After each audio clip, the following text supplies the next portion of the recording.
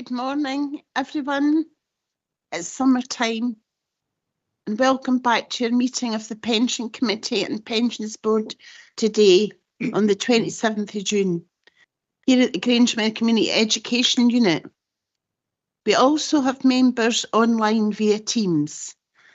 That's in accordance with the Section 43 of the Local Government in Scotland Act 2003, and I, as the convener, has directed this meeting to allow remote attendance. This meeting will be live streamed to allow members of the public to view our proceedings today, and thereafter will be put on the Falkirk Council YouTube channel for future reference. Some member announcements before we start the business. One, Andy Douglas, our Unison representative, is retiring, and we thank him for his participation and service to the Pension Committee and Board these last few years, and we also wish him well in his retirement. Two, Nicola Griffin has stepped down from the Pension Board, and we thank her for her participation and service to the Pension Committee and Board over this last year. There'll be a further mention in Agenda Item 5. 3, our pension representative vacancy has now been filled, and we offer a warm welcome to Gordon Laidlaw. Have we got Gordon here today? No, he's not here today. Please note as well, on today's business, we have private business after Agenda Item 12, where the public will be excluded and the live stream will end. We've also, I'll just mention at this point, we've got a deputation in Agenda Item 4, and we'll discuss it at that point. Okay, I will start the business. Do we have any apologies, Mr. Peary? Yes, we do, Convener. Apologies from Councillor Ewan Steinbank, Councillor Quinn, Andy Douglas, and from Gordon Laidlaw, who you mentioned earlier. Thank you. Agenda Item 2, declarations of interest. Members should declare any financial and non-financial interest they have in any item of business at this meeting, identifying the relevant agenda item and the nature of this interest.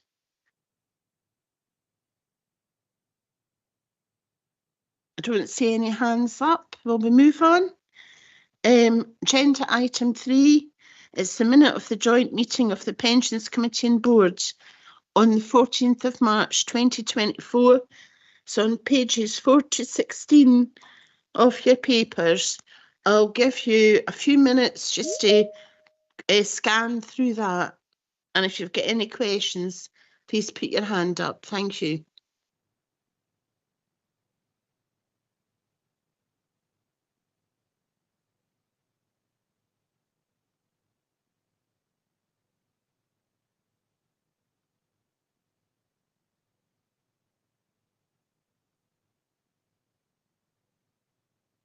No, we've no questions on the minutes then. Thank you. Agenda Item 4. We've got a deputation from Clackmannanshire Council. An application has been made by Clackmannanshire Council to be received as a deputation in respect of fossil fuel divestment in accordance with Standing Order 33.5. The committee shall decide whether to hear this deputation. Does the members of the committee and the board wish to hear this deputation? Agreed. Is that agreed? Tony Kaluri, put your hand up. I'll just put my hand up to show agreement. Thank you. All right, thank you. That was a good idea. Yes, so Councillor Spears, is that an agreement to hear this? Well, I would like to declare an interest here, but I would also like to speak on the matter. As a former employee, BP Oil, for some 32 years, and have a pension by that company, I have an interest But I'll take advice where I should declare that interest. Mr. Peary. Thank you. I think members of the committee are allowed to have, as obviously people will come on the committee and the board because of their experience. And you've seen you've had your previous employment with BP. Again, it's entirely up to yourself, but I think with my knowledge of what's probably coming from the deputation, you should be okay. You can make what's called a transparency statement, so you can say you're telling the committee that you have this previous connection, but in the circumstances you feel that you're able to take part. And I think knowing your background and knowing what I think is coming ahead, that might be a sensible, cautious approach to take. Well, I think I've already made a transparency statement with my declaration. But not exactly, but we can take it from what you've just said that that's the case now. Thank you. Thank you. Thank you, Councillor Spears. You're We'll go ahead with the deputation now. I believe speaking on it is Lawrence Hunter and Nair Canna. Who's speaking first? Hello, folks. Thank you very much for agreeing to hear our presentation today. I'm actually on an iPhone. I've got a problem with signal, so I'm going to take the image off it just to let you see that I'm a live person. So I'm going to take the image off at the moment, but I'll give my presentation after that. Is that okay? Yes, that's fine, Mr. Hunter. Thank you. Okay, thank you very much. I understand that you have been provided with a document that actually expresses what Clackmannanshire wish the pension fund to look at. Key to this is a paper that was agreed on the 18th of May by Clackmannanshire Council, and that there were several recommendations. The recommendations included within that there was a request that the Falkirk Pension Fund divests from fossil fuels through the development and adoption of responsible investment policies, which include, with immediate effect or at the very least a specified timeline, not to undertake any new investment in the top 200 publicly traded fossil fuel companies, to divest from direct ownership in any commingled funds that include fossil fuel, public equities and corporate bonds as soon as practicable, or within a specific time frame, for example, 5 years to the date of this presentation.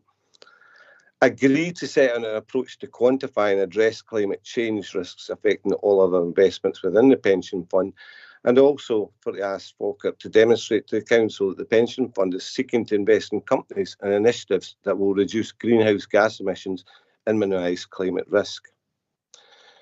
Now, to supplement that, I'd like to read you some information that I feel is important that people have to understand and the reason behind Clackmannanshire motion.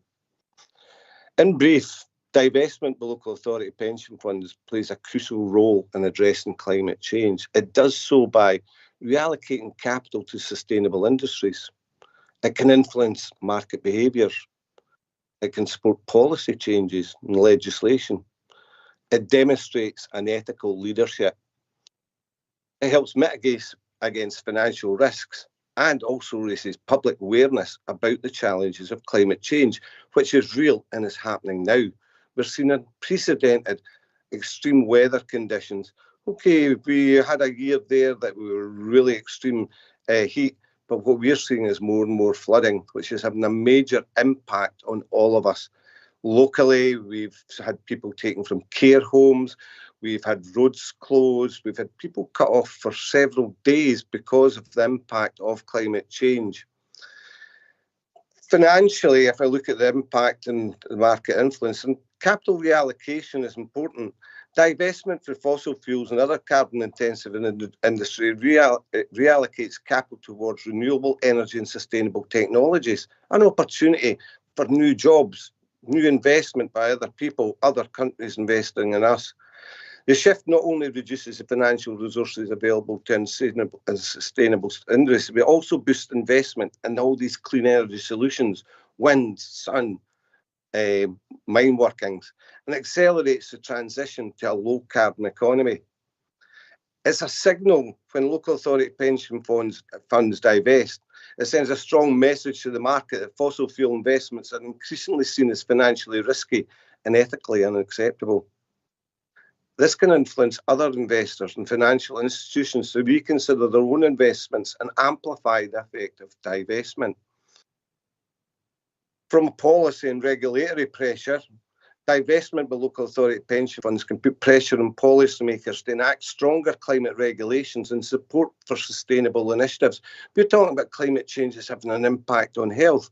It actually is leading to people living in unsuitable, unhealthy conditions. When public funds take a stand, it can lead to broader policy changes at local, national, and even global levels. It does and will support our climate goals. Many local governments have committed to ambitious climate targets. Clacks has done so, Stirling has done so, Falkirk. Divesting pension fund aligns with their strategies, with their commitments, demonstrating a comprehensive approach to tackling climate change and supporting the achievement of the climate goals, such as those set out in the Paris Agreement. Importantly, there's this issue about ethical leadership and social responsibility. Local authorities often have a duty to reflect the values and priorities of their communities. By divesting from industries that contribute to climate change, they demonstrate ethical leadership and a commitment to the well-being of the current and future generations. It's not about now, it's about the future as well. It's about our kids, our grandkids. There's a bit about public accountability. Local authority pension funds are ultimately funded by us taxpayers and public employees. Divestment ensures that these funds are not supporting industries that undermine environmental sustainability and public health, maintaining accountability to the whole of the community. Financial prudence and risk management.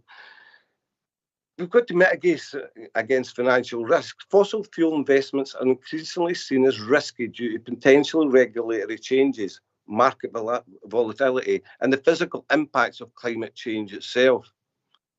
Divesting will help protect the financial health of the pension funds by avoiding those risks and reducing exposure to potentially stranded assets. I remember it's not that long ago where there was huge investments in the tobacco industry, and we can see what happened to the investments there. I'm a member of the pension fund. I'm keen to see my pensions ethically invested. And I want to ensure that for the future, my investment in that pension fund takes account of climate change, it takes account of the public and me and what I want to see. It will contribute to the long-term stability. Sustainable investments are more likely to be resilient in the face of climate-related economic shifts. By focusing on environmental, social and governance factors, local authority pension funds can achieve more stable and reliable returns over the longer term. Something that's important as well, it's about that education, it's about raising awareness that by actually divesting it, we can get out there. Divestment actions by prominent local authority pension funds can raise public awareness about the urgency of climate change and the role of finance in driving solutions. This can inspire other institutions and individuals to take similar actions. Encourages corporate responsibility. Divestments put pressures on corporations to improve their environmental practices. As more funds divest, companies may be compelled to adopt more sustainable practices to retain investment and maintain their reputation. Divesting will help us in the future. It will help us to tackle something that's happening now, and we see it all over. The impact is very negative on our communities, on our families. Thank you. Thank you, Mr. Hunter. A very passionate presentation, and I can assure you that climate change is important to every one of us here in Scotland. However, you mentioned a paper. I have not seen a paper regarding this. I'm not sure if our officers have received this paper. Yes, that's fine. I'm actually going to defer you to Mr. Peary and he'll explain what happens next. Thank you. Thank you very much. Thank you, and thanks, Lawrence. Yeah, just to confirm, I do have the report and I can send that to members of the committee. Obviously, it depends on whether you wanted to hear the deputation or not before we send that out. So that's something we can do. I think just to say in terms of the procedure now, we've heard the deputation. Members of the committee can ask questions of what you've heard. We don't go into debate on it, but if there's any questions you want to ask of what's been said, we would do that. And then when that's finished, perhaps Amanda might want to just describe how she would propose to take the request forward and for the committee.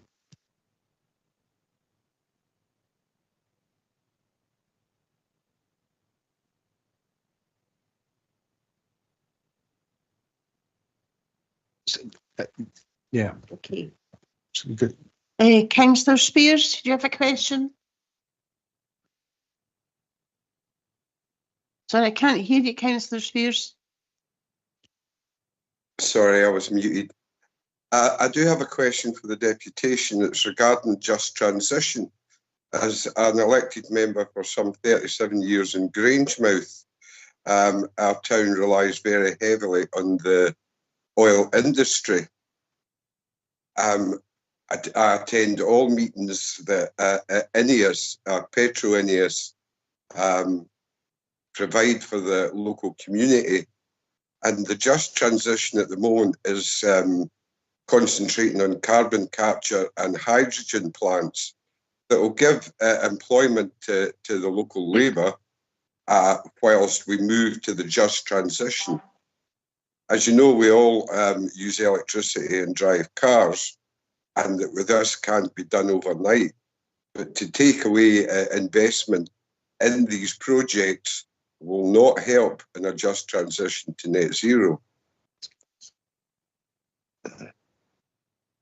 Okay, thank you very much for that. I can understand. Sorry. Thank you, Councillor Spears. It was just really a question, but you've made a statement there, and we'll take note of that. Thank you. Do you have another question from Councillor Sinclair? Thanks, convener, and thank you, Lawrence, for your deputation this morning. There's a lot within there that I certainly have a lot of alignment with. I just wanted to ask if you can maybe expand on what Clackmannan Council's position is on divestment versus direct engagement with industry and companies through ethical, social and governance matters, and whether you believe divestment has more of an impact than being able to actively influence the direction of these companies. I feel, as I mentioned in my presentation, that divestment is the way forward. It will make things move quicker. It will make these companies understand that we as the pension, the people who pay into the pension, are passionate about climate change. It will help us to move quicker and look at new investment and get into the area. This is not, one of the things, it's not about cancelling. We don't want to lose jobs. We want to bring new investment. And if we look at what's happening around the world, if we look at the changes in places, major places that was concerns of us, such as China, they're investing huge amounts of money into solar energy and renewable energy. 98% of the energy that the electric energy is produced in Scotland from our wind farms. It's absolutely amazing. We need more of that investment in the area. We need to change minds. We need to help, because the impact of having cheaper energy for us, cheaper renewable energy, is that we help to take people out of fuel poverty. We take them out of this cost of living crisis that's there. It's very important. It's about reducing cost. It's about creating jobs. It's about attracting investment into the area, which is something that will make a huge difference to all of us. And I'm quite sure, as a pension fund, as someone who pays into the pension fund, I'm keen to see that. I'm keen for the next generation to see that by divesting and encouraging. I've mentioned the impact that this has and how it can influence the governments. There's lots of legislation that's coming out there. We need to actually step up to the line and be doing something now, not waiting further down the end, not being at the coup's tail, as if to say. Thank you for that, convener. Just a short follow-up, if possible. what role does Clackmannanshire Council see that national governments have to play in this? Because I think obviously pension funds have some influence through ESG and engagement matters, and whether or not the divestment is part of that is one tool in the armoury. But what role do you see legislation and proper regulation of this and incentives and targets being hit? There's by already, national governments? sorry, it's okay, Stephen. There's already legislation in place that ties us to commitments. But also where COSLA at the moment are actually forming a group to look at a new framework. Since the Scottish Government have changed some of their targets, COSLA have got together to look with all the local authorities how they set up a new framework, because they want to take into account all this legislation, this move forward to renewable energy, and to also look how we can do it within the budgets and the resources that we have. So that influence on the legislation that's coming in, we all have a role to play in it. COSLA has a role. We as local authorities have a role to move forward, to push forward and make a difference for the future, make a difference for our kids or grandkids. As I say, things are happening now. I see roads are closed. The impact on all these potholes and that is not just that really kind of the councils have forgotten about it. All the inclement weather that we're having, we're seeing more potholes, cars have been damaged. We've got people in wheelchairs who can't get along roads. We can't do things. This is a way of backing the local, the legislation. Thank you, Mr. Hunter. I really appreciate all your points here. We will be discussing it at a later date, and just at the moment we've still got some people wanting to ask a few questions, and we'll continue. Thank you. Mr. Cleary. Yeah, thank you. The paper that was mentioned, obviously the board hasn't seen it yet either. I'm assuming that will be routed onto the board? Yes, it will be. Right. Yes. Now, That's the thing. We haven't really seen it yet in any detail. So to have a full discussion at the moment with all the points wouldn't be fair, you know. So. But I'm going to make a wee suggestion, and maybe I'm jumping into Amanda's next bit, but I do think it would be beneficial for the board and the committee to actually see and understand what investment, what funds we're involved in that have a tie to fossil fuels. But I think we need to make it bigger than that. I think we need to look at the whole ESG thing, covering things. Obviously, forefront of my mind right now is like the ongoing situation in Palestine and what's happening there. We need to find out if we're involved in any arms type deals or whatever companies are involved with that. So I do think a paper for the next meeting outlining all of this kind of stuff would be very helpful.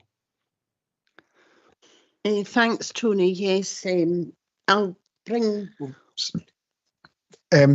Sorry to interrupt. We've noted the point. Obviously, this is just a question point, so we're just going to let the members who have got questions on what Tony said. I think, as a convener, helpfully noted it's quite a busy agenda. So if we could keep our questions and our answers as brief as possible, then we're going to come back with a proposed way ahead, which I'm sure I'll take note of Tony's observations. Thank you. Councillor Spears, do you want to come back in? I think, convener, you've had time to reflect on what I said, and there was a question there, and it was on just transition, and very, very important to the community that I represent.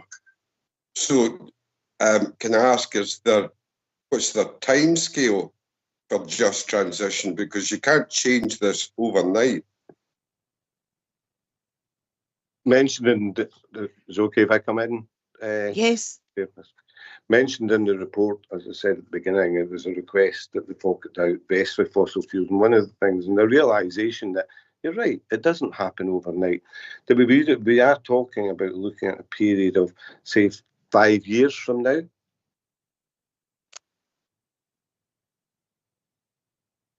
Well, you know, there's people collecting pensions for the councils at the present.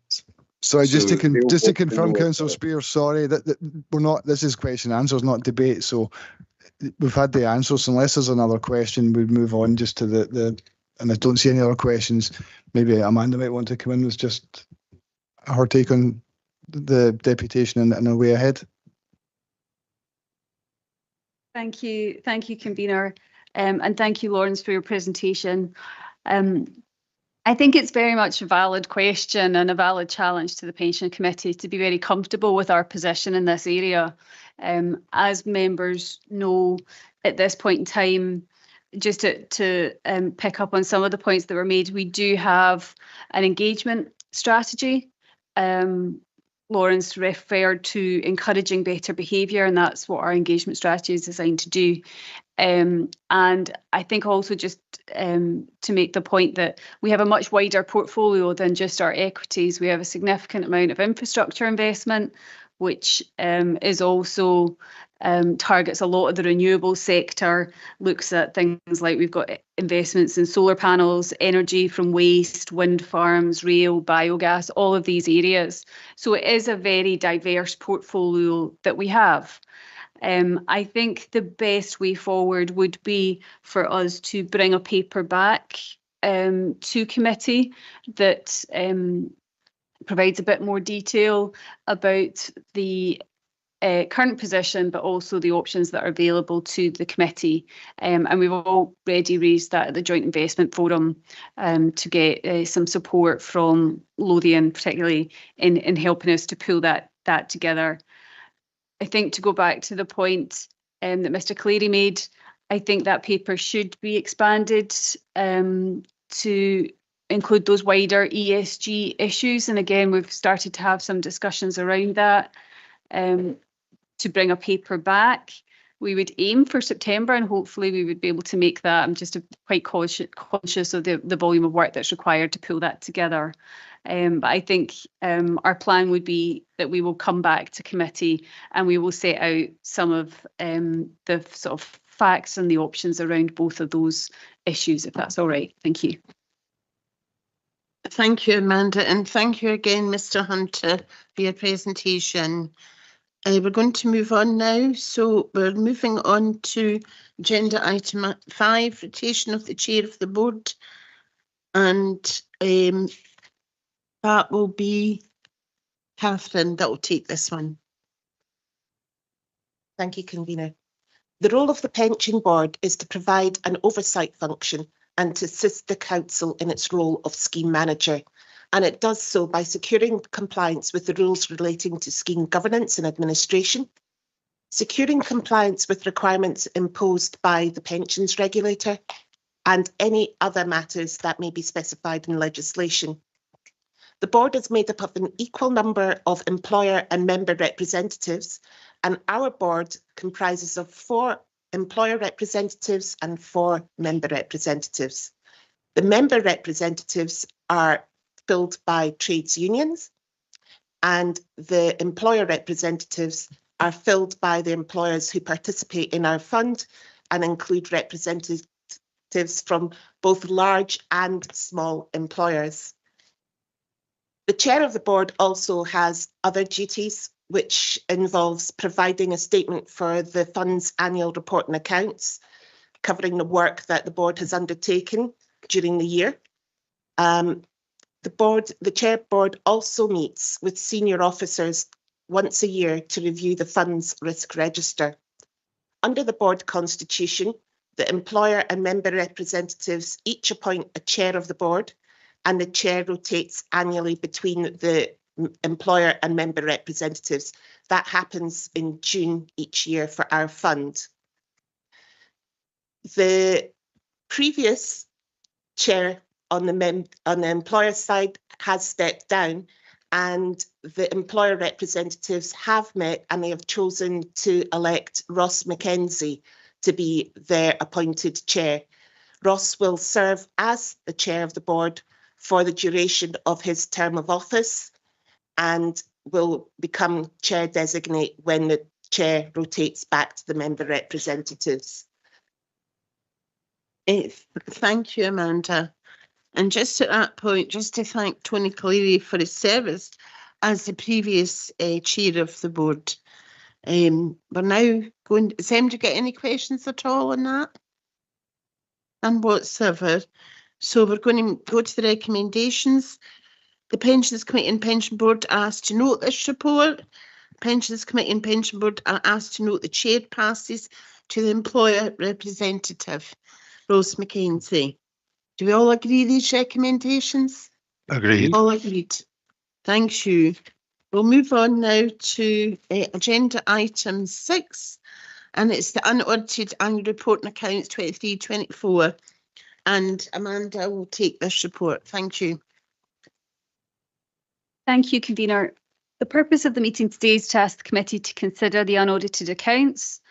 The accounts are subject to Local Authority Accounts Regulations 2014, which is prescriptive in terms of the timeframes for completion and consideration of the unaudited accounts.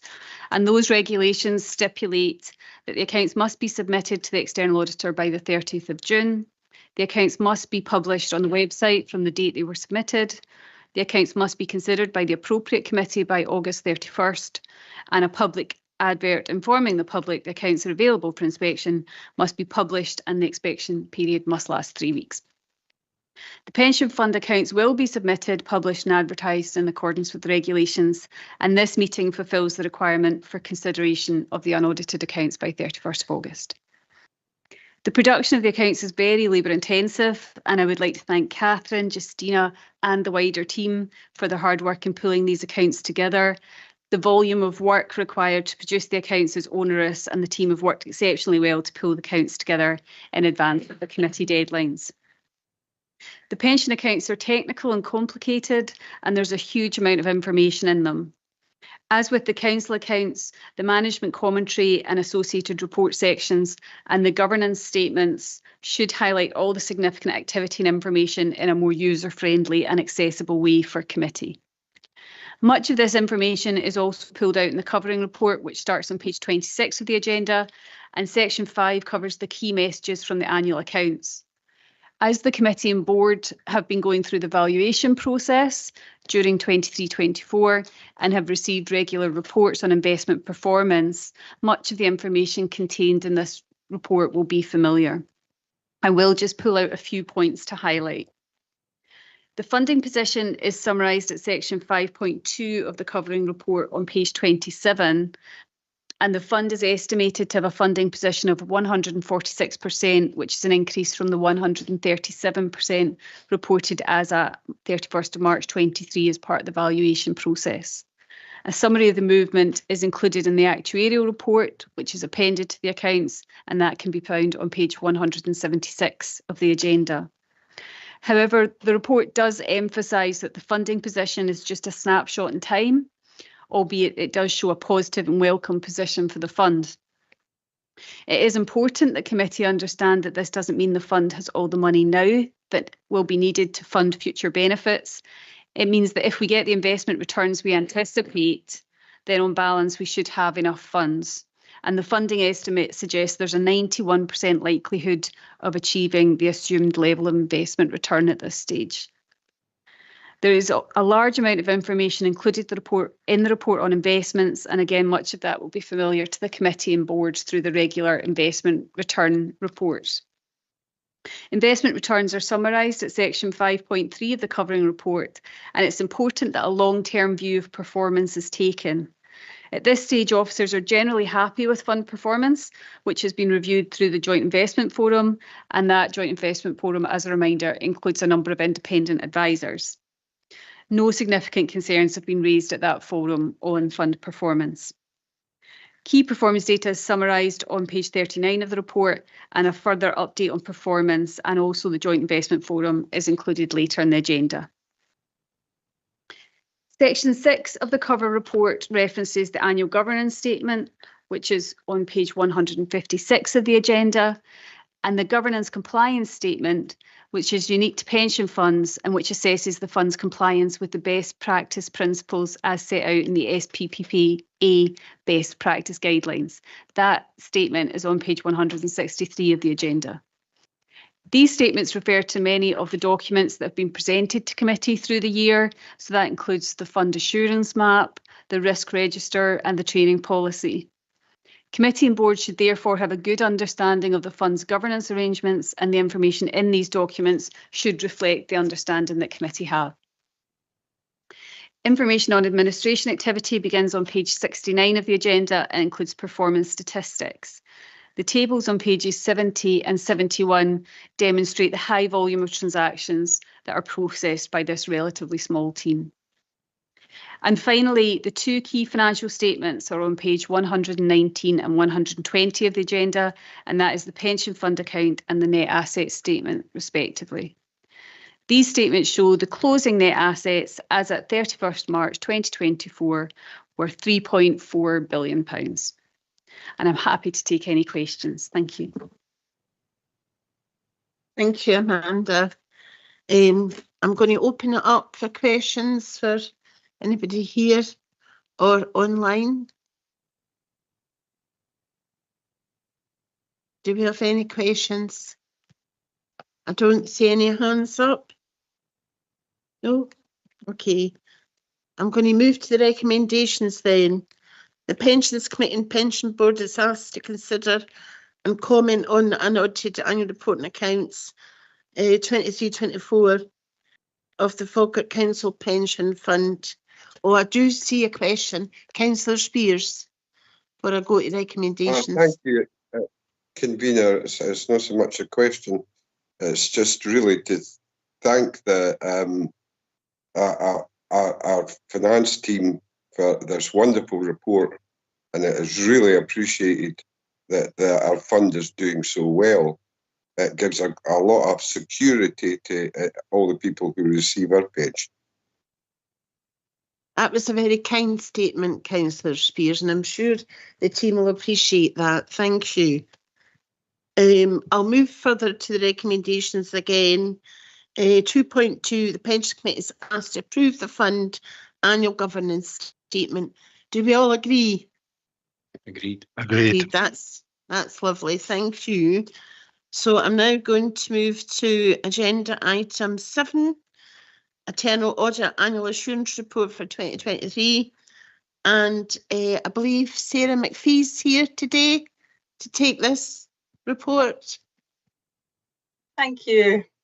Thank you, I'm here in place of Isabel Wright, who is the Internal Audit Risk and Fraud Manager. So this report for the 2023-24 Internal Audit Assurance Report, the purpose is to summarise the work Internal Audit have undertaken over the course of the year and to provide an overall opinion on the Council's arrangements for risk management, governance and control based on that work. The report also comments on our compliance with the public sector internal audit standards. As you can see from section 2, I asked the Audit Committee to note that sufficient internal audit work was undertaken to support a balanced assurance, and the internal audit can provide substantial assurance on the fund arrangements for risk management, governance and control for the year to the 31st of March 2024. Section 5 of the report explains the reviews undertaken as part of the 23-24 Internal Audit Plan, which was approved by Pension Committee. Paragraphs 5.6 to 5.10 provide details on the transactional testing that was undertaken. It's noted that a sample of 60 was taken, with one minor discrepancy noted in the contribution rate. This was raised with the member's employer by the pension section. Also, interest has been added to 4 lump sum pension payments due to not being paid within the month. The delays were not caused by the pension section and were due to late receipt of final pay information or late receipt of a member's AVC investment from Prudential. Moving on to the second audit review, which is at paragraphs 5.11 to 5.17, the second review was on investment control arrangements. We were content that there is compliance with the investment regulations, as no single external investment manager held more than the prescribed proportion of funds. It was also found that the investment strategy is reviewed regularly and asset allocation is consistent with that strategy. However, at paragraph 5.18, we have identified the possible fraudulent activity that was made on the pension fund, with diversion of one pension payment into an unknown bank account. This was valued at approximately £1,700, is currently being investigated by the police, and the pension team have taken immediate action to have introduced additional controls to stop this happening again. Section 6 of the report comments on the compliance with public sector internal audit standards. They set out principles and practices that we must comply with in every year we're required to undertake a self-assessment against the standards. This has given reassurance that we operate in line with the standards. There is also a 5-yearly external assessment which we are currently undertaking. Our external assessment will be carried out by Fife Council, but unfortunately it's been delayed a little bit due to staffing issues at Fife Council. Thank you very much, and I'm happy to try and answer any questions that you might have. Thank you, Sarah. A very detailed report indeed. I just want to quickly say I'm really delighted to hear that you can provide substantial assurance. And that's the best rating. And that's due to the competence we've got of our Falkirk Pension Council staff. But I'm going to open it up for questions now. Does anybody have any questions?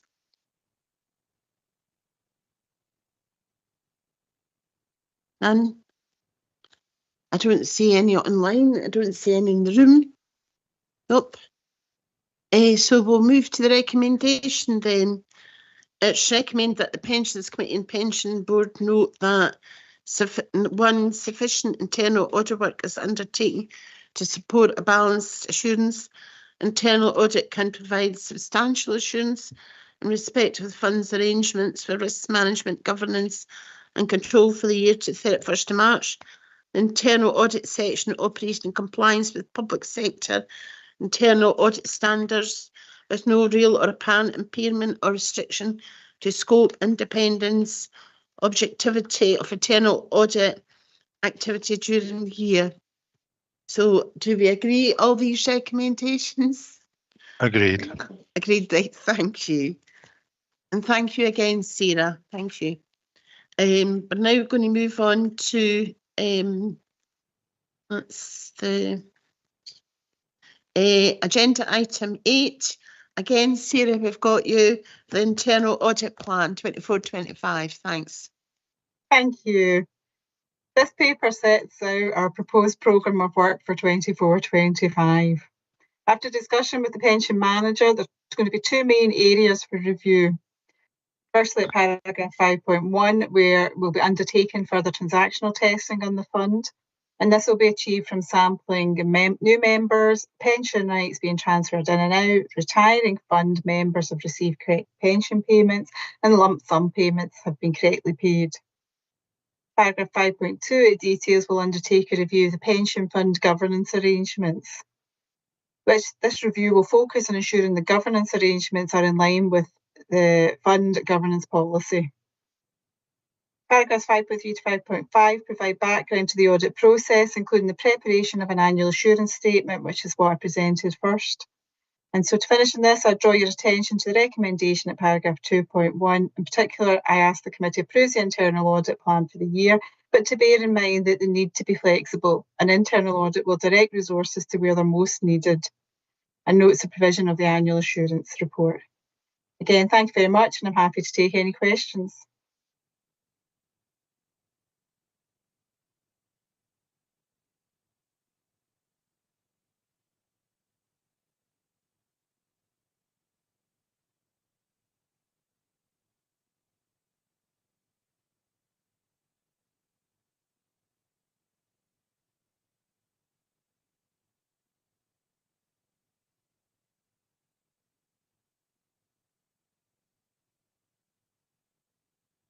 Agreed.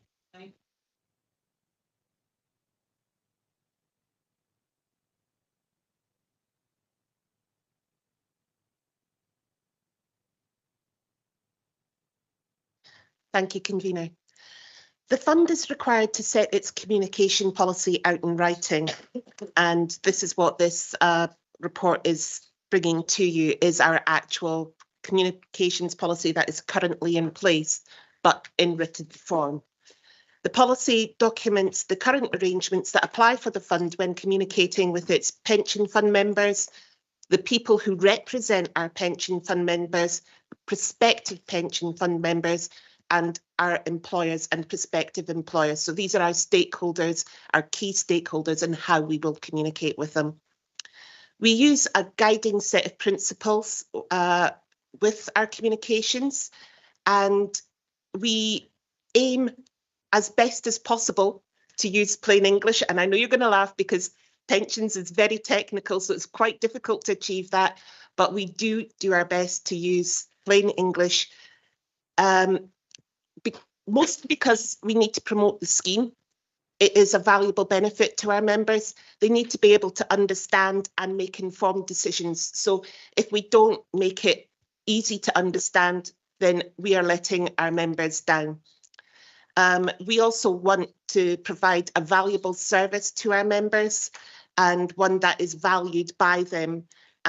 So we support them in any decision-making process that they may need to take. We also need to be mindful of how we spend in our communications. So we look to make efficiencies when delivering our communications by making greater use of technology and ensure that we use the most responsible and appropriate means of communication. Taking the cheapest option is not necessarily the best option, so we need to find that balance on how we communicate. The fund is also committed to providing websites that are accessible, and we use our member self-service portal as one website, and then we have our main pension fund website. Both of those websites conform to the Web Content Accessibility Guidelines. The policy that I'm presenting today will be revised and republished every 3 years, or if we make a material change to the way we communicate, we'll bring it back earlier than that. Thank you. Thank you, Catherine. I must admit I'm a fan as well of plain English. We've got an inclusive community out there, and it's quite good that the communication is clear and concise. Thank you for that. I'm going to open it up for any questions. Councillor Sinclair. Thanks, Convener. Just a very brief question, probably directed at yourself, Catherine. Point 3.1.5 in the communications plan states ensure we use the most responsible and appropriate means of communication, taking into account the different needs of different stakeholders. Just to confirm, that would include for stakeholders who are perhaps deafblind or use another language other than English. Would that be right?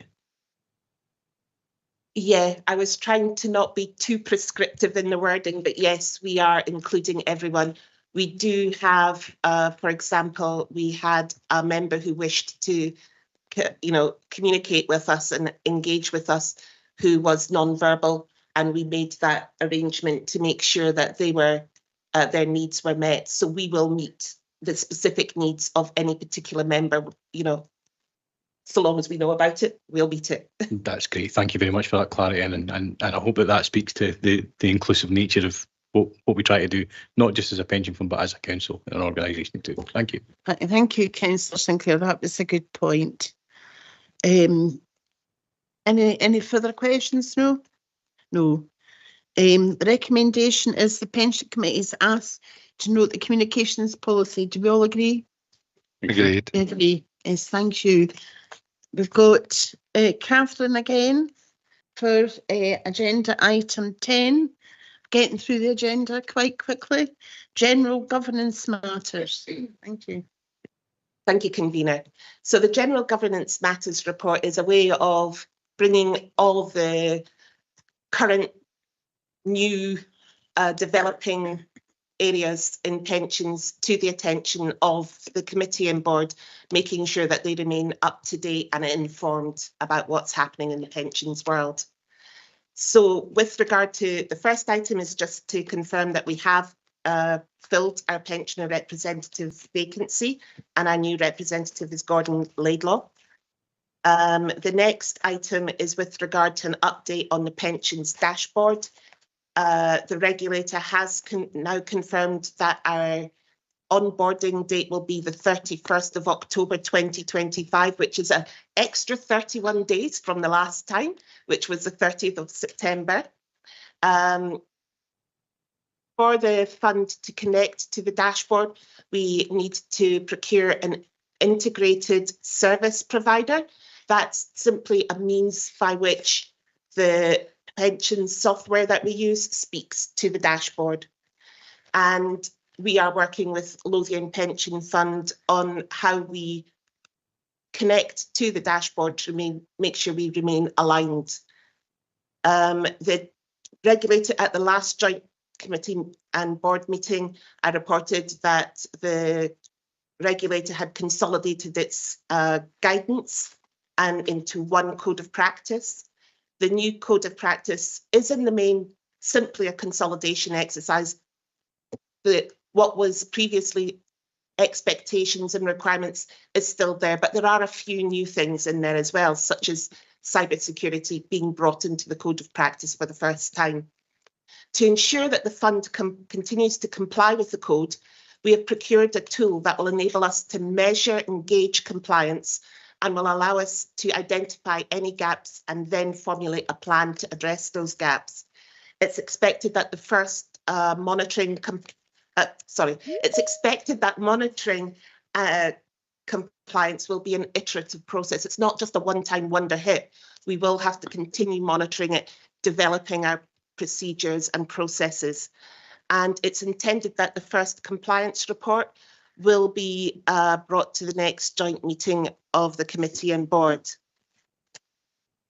We've also, at the last committee meeting and board meeting, I reported that Scottish Fire and Rescue Service were planning to consolidate its membership into one fund.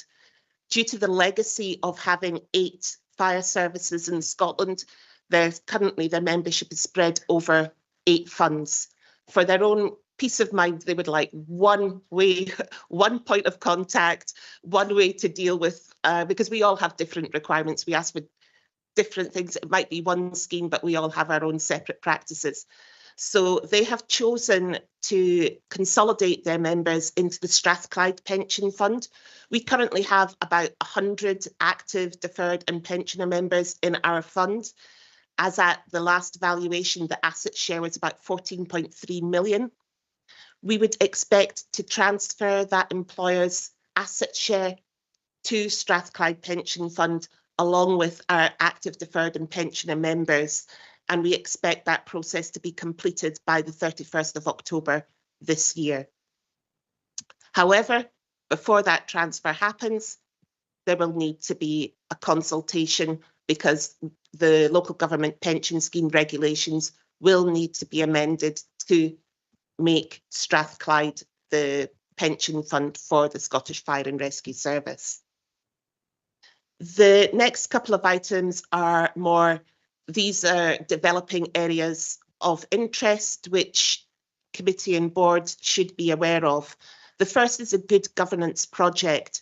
It is an England and Wales initiative, but we expect the changes made to the governance of the English and Welsh funds to apply in Scotland before the end of 2025.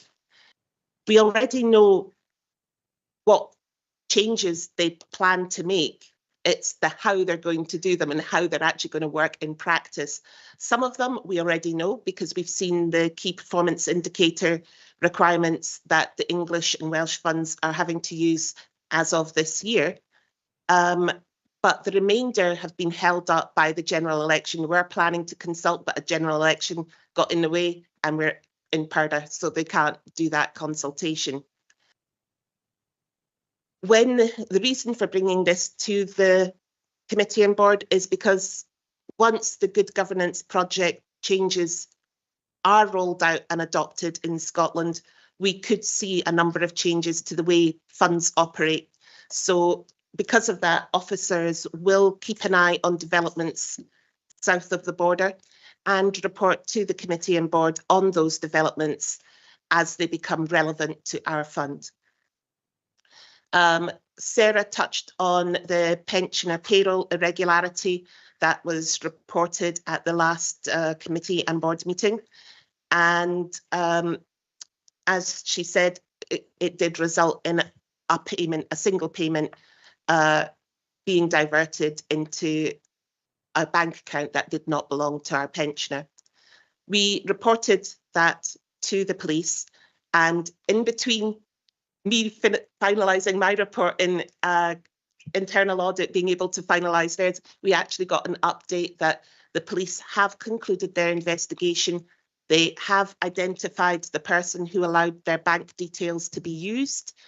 and that person has had the crime recorded against them, but they can't find the actual perpetrators of the scam. So the person who is the ID mule has been required to watch an educational video about money laundering, and the police have to take a view on what level of evidence they have to get a prosecution. They have decided in this case they will not prosecute. It will simply be that educational video. But if the person reoffends, it would be a different matter. The next one, as I said, these are about developing areas. It is about cyber risk. And whilst this does relate to a European Union directive, it is considered more likely than not that the conditions that are going to be brought in, that framework that's going to apply in the European Union, will similarly at some point in the not too distant future apply in the UK. So the purpose of this article is to highlight and bring to the attention of the committee and board the potential regulatory changes that could affect the pension fund. Again, officers will continue to monitor this area and report back any developments as they become relevant to our fund. The final item is again to highlight the Local Government Pension Scheme Governance Conference 2025. It's going to be held in Bournemouth on the 30th and 31st of January. I don't expect details to be released until maybe August, so maybe ahead of the next meeting. But if anybody does wish to attend, if they could let me know. That's my report. Thank you, Catherine. I'm now going to open it up for any questions. Is any members online or here in the room? I've got Councillor Sinclair, thank you. I think it's probably the most vocal I've been at a pensions committee thus far. Just a very quick question. I think the point that's now been made twice about the fraudulent activity on a member's account.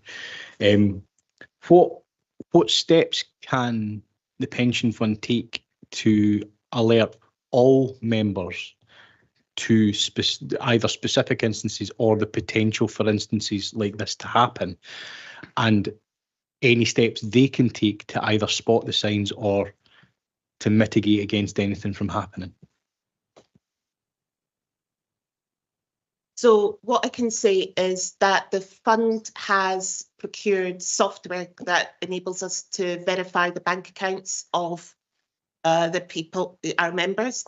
So when we are provided with bank account details, we can now verify that the account is attached to the person with that name and at the address we hold.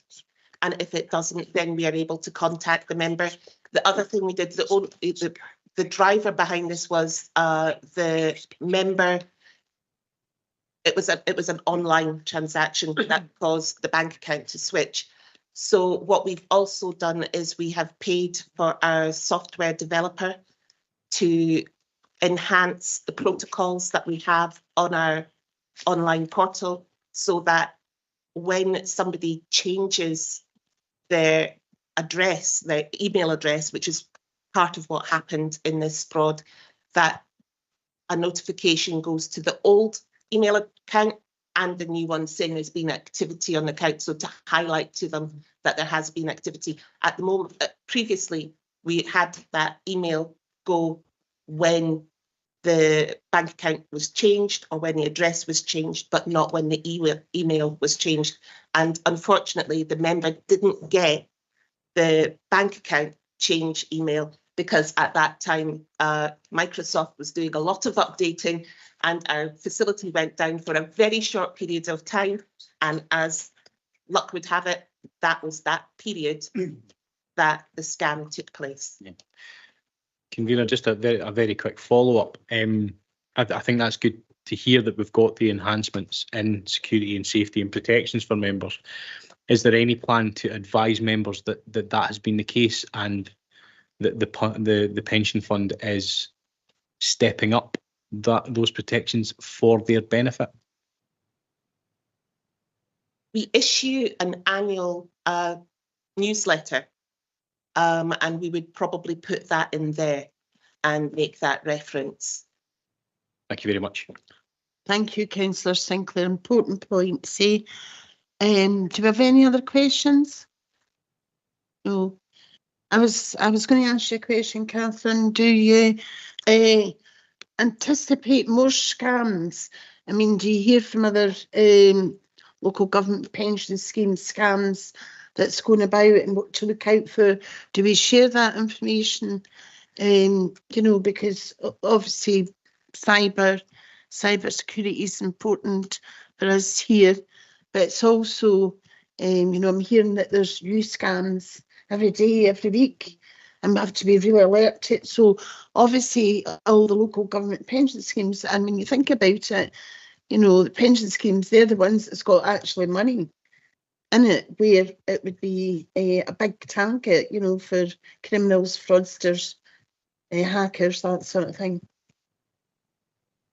Yes, so the Scottish pension officers and Northern Ireland officers meet 4 times a year to discuss general governance and legislative and any kind of matter that affects our funds. And as I said, we do that 4 times a year. We do have some ad hoc meetings as well, as and when required. And we do collaborate very well as a group. We haven't necessarily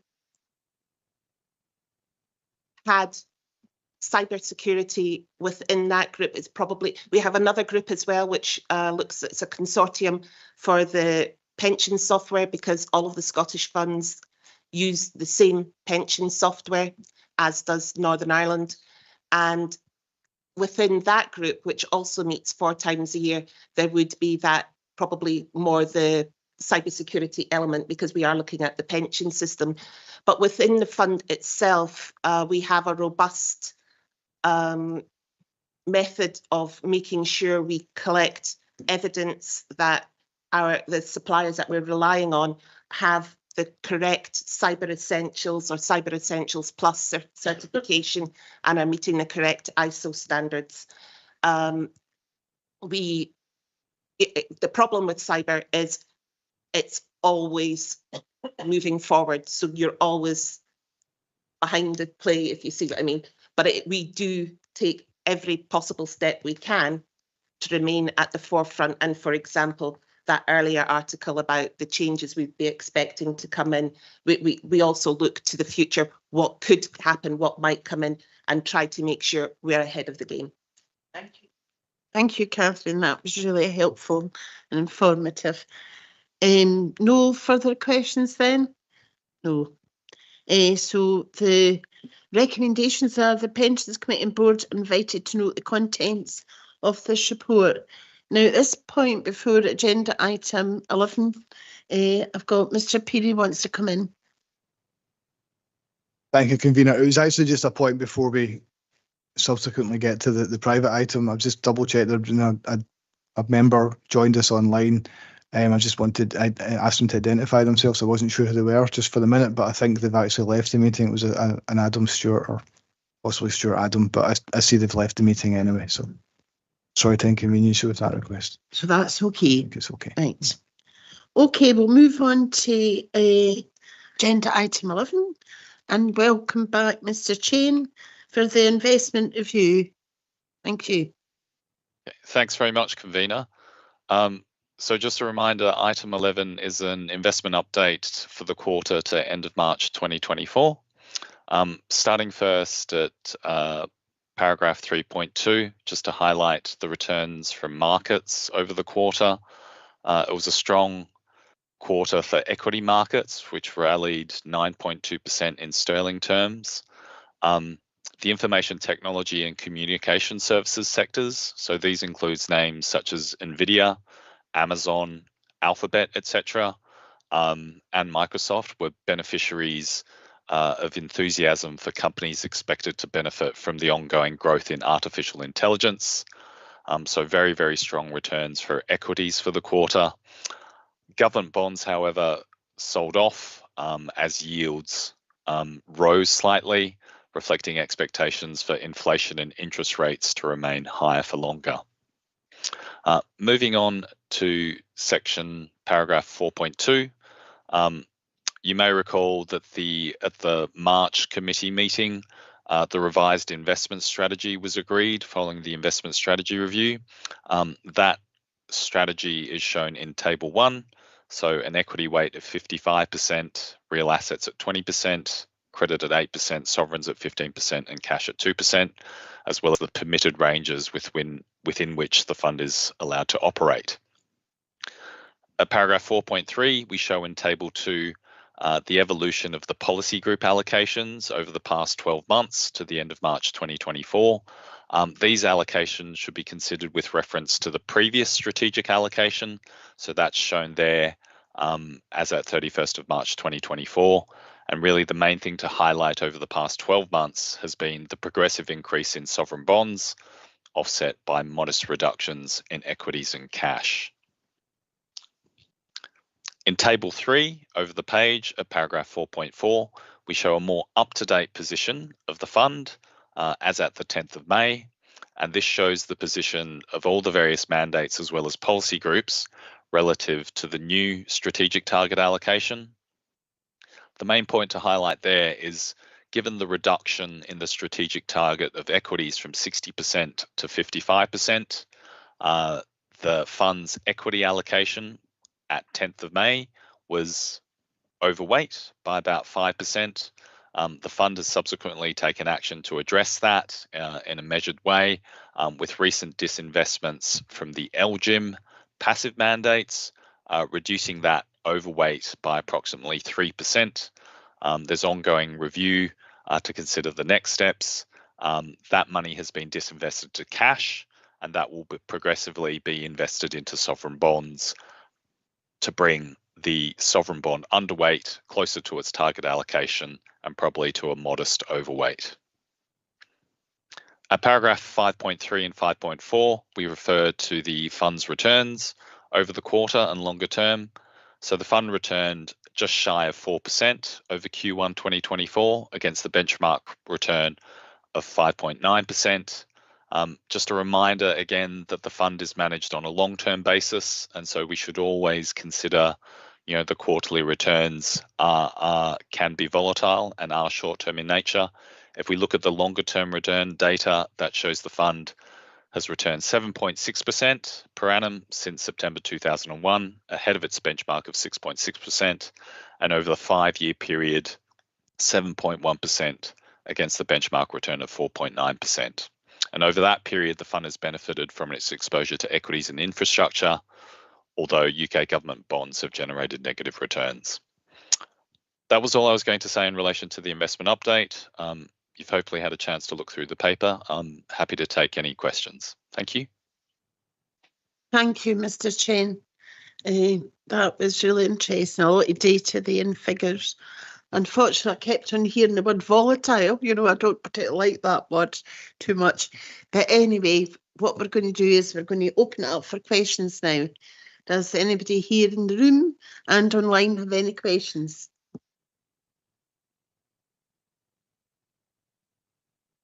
No, I don't see any hands up. Maybe this, I do have a question. Maybe sounds like a frivolous question, but you've mentioned about volatility in the American market, but depending on being a US presidential year. So just a little question. You might not be able to answer it. Which president has the most scope for volatility in the markets? Is that known yet or not known? So I think it would generally be accepted that President Trump is likely to have a more volatile impact in terms of markets based on his potential policy outlook. So I think it's generally accepted that he's perhaps a bit more of a maverick and likely to be perhaps more unpredictable in terms of sort of the policy actions. He's already given indication, from his previous term as president about the way in which he would like the US to be as an actor on the global stage. But again, I think in terms of from an investment perspective, you should take comfort in the fact that we allocate assets on a very diversified basis, that you have allocations to a broad spectrum of different types of mandates, as well as different types of asset classes. So certainly at the GIF, amongst all the advisors as well as the regulated investment professionals, we are looking at everything in total and in sum. Thank you very much for that answer. Do we have any more questions at all? No? Convener, perhaps not a question, but just to make it clear that the democracy of the US is entirely up to them, and that this pension fund would not be endorsing any candidate either way. But it's certainly not, but it's quite interesting to understand the markets in relation to United States of America. That was fascinating. We'll move on to recommendations now, unless there's any more questions. The committee and board are asked to note recent investment market developments, the fund's strategic allocation, the fund's performance for the period ending the 31st of March 2024, the investment monitoring activity discussed at the joint investment. So do we all agree? Agreed. Right. Thank you. Before we go into private business, I'm just going to have we've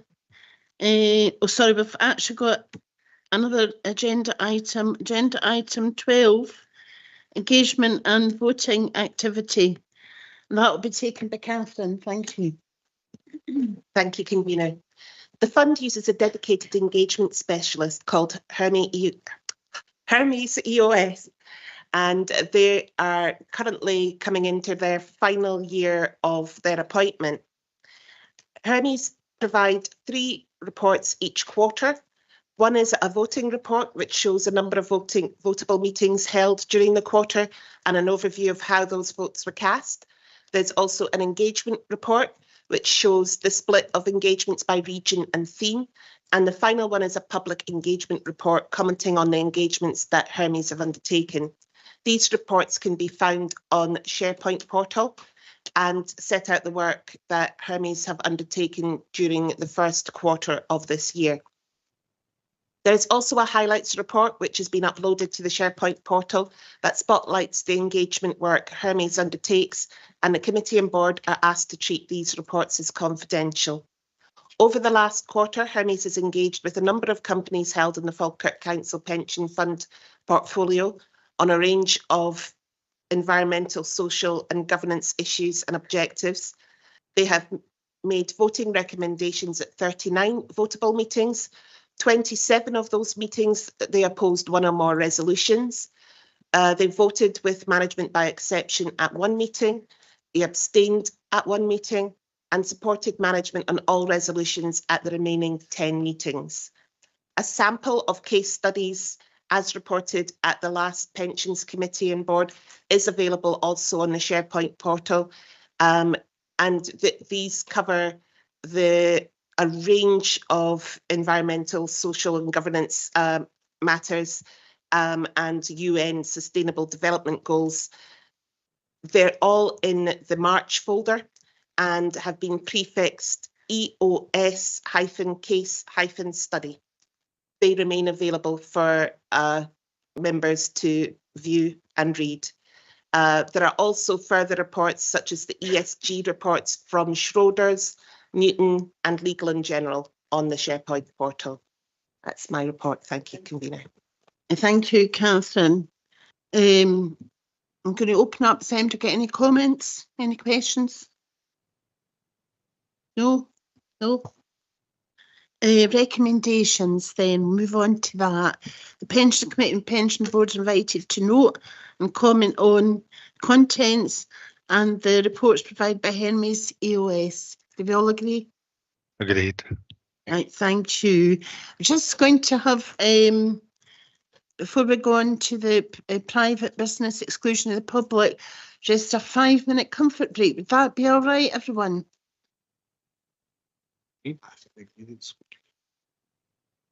So I was talking with the convener, apologies for that. Just before we go into the exclusion, if maybe perhaps we agree to exclude and then we can do 5 minutes, and then that allows us to switch off the live stream.